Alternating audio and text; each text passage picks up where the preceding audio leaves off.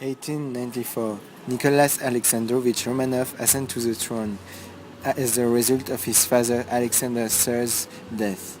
Incompetent, he lived part of his life with his family in England, such as his cousin King George V. Following the reforms of the Tsar Alexander III above industrialization, the working class was growing, and most of them were illiterate. However, the lack of rights and legal union perhaps helped to instruct their ideologies.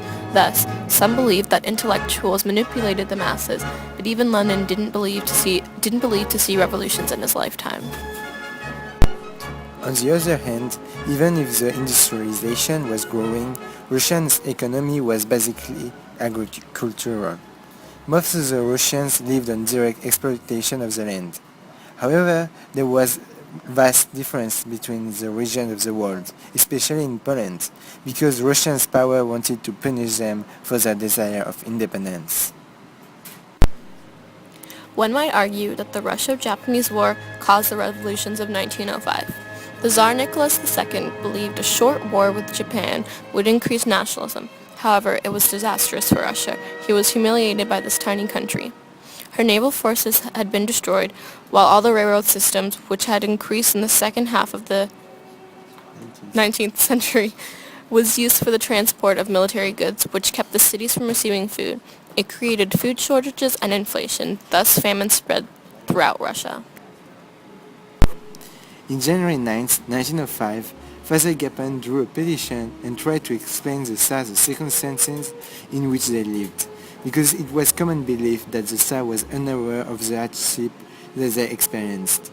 It is unknown if the royal family was in the Winter Palace that day. However, the soldiers started to shoot through the crowd.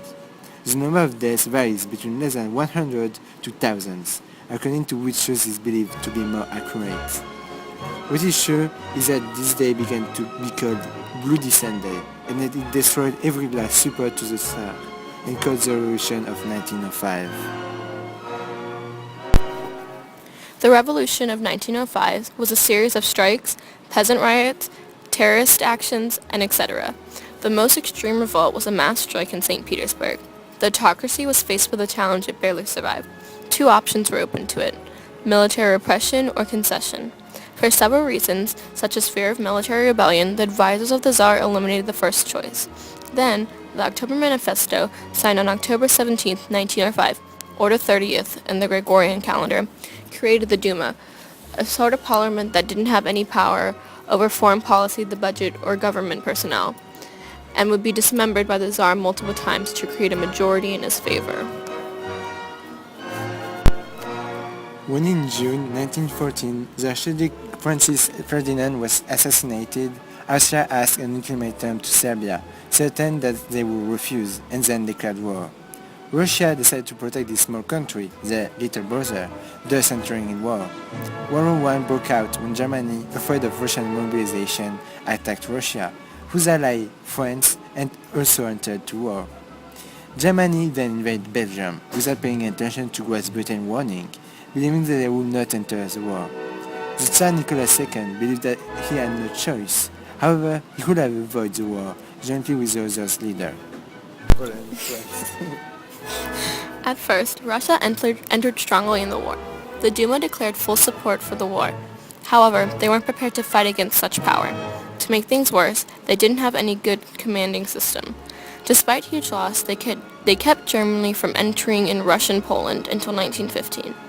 During 1915 alone, the Russians lost some 2 million men killed and wounded, and 1,300,000 prisoners, bringing the total losses since the outbreak of the war to 4,360,000.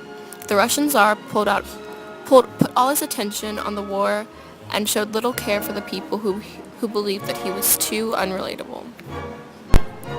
The leading political figures of the country met and repeatedly urged basic reforms in the government, only to be snubbed by the Tsar.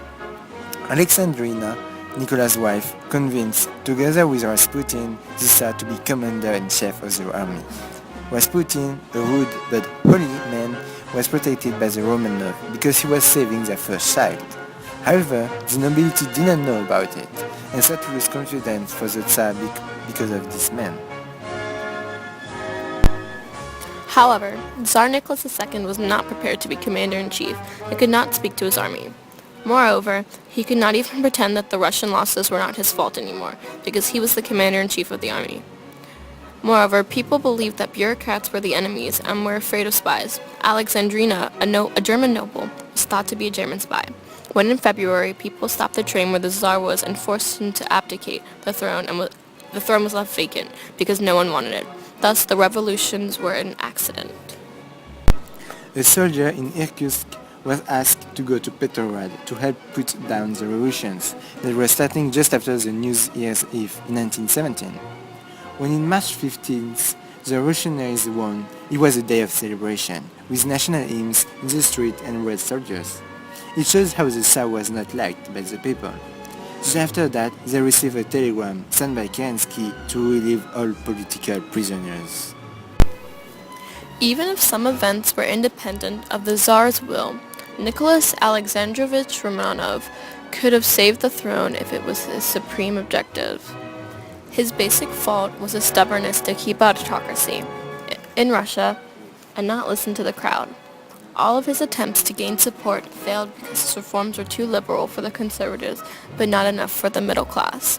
His belief to be in the throne because of the divine power led him to become commander-in-chief of his army in Volga without any military experience. Thus, Russians' lives would be lost because of this.